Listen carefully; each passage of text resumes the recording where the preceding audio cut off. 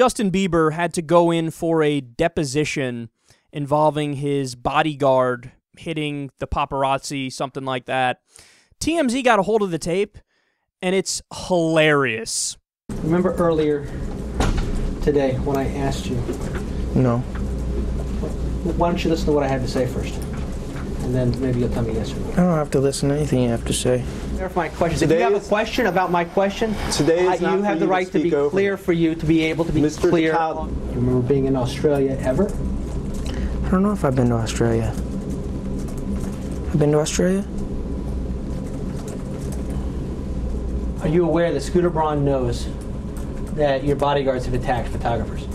What objection to form? What kind of question is that? That didn't make sense. That's correct. That doesn't make sense. That's a weird question. That doesn't make sense. Can you just ask some foundation? I didn't hear your response. Again, sir, I didn't finish. Oh, I'm sorry. I won't interrupt. Oh, really? You didn't want to interrupt. Is it true that you know that your security guards will punch, grab, and push Paps if they need to? I object. Would you please look at the film that's up there? Go ahead and start. This is a film? Please, sir. This is a film? Pause it.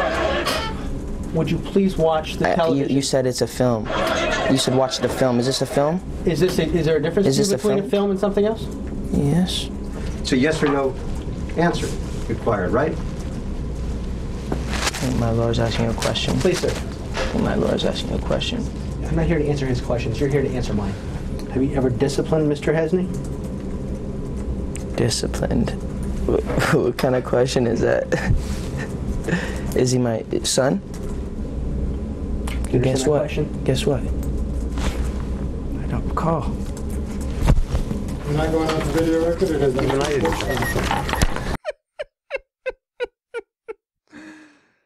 Justin Bieber is a straight goon, son. That goes on for hours, supposedly. I only saw that little clip. I don't want to go through the rest of it. I think it's kind of funny. But believe it or not, there are actually two substantive points to make about this. Number one, I'm waiting for Fox News and the media to call him a thug or a gangsta or say he's a bad influence on our kids. I'm waiting, man.